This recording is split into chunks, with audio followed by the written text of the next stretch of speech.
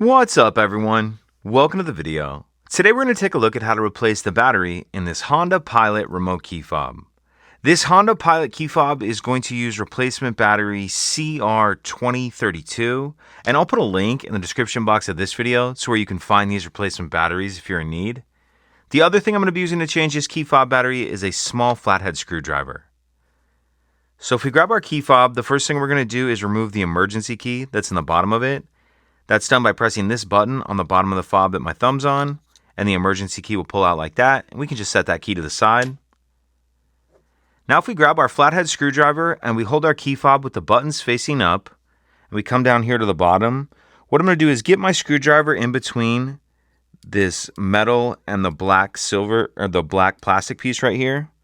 So I'm going to get my screwdriver in there like that, slide it under there, and then just pry up like that, and you can see it pops the case up.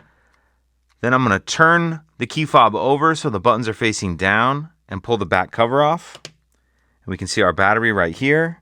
And I'll use my screwdriver to carefully get under the edge of this battery and help pop it out of this little holder.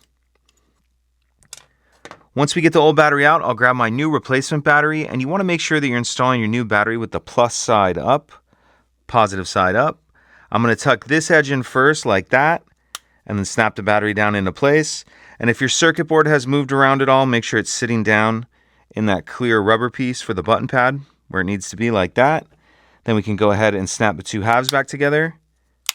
Make sure those are completely snapped shut, and then we can slide our emergency key back in, slide that in until it locks into place, and that's it. If you have any questions, please let me know. If you could take a second to like and subscribe, it helps us out, and I'd appreciate it. Thank you.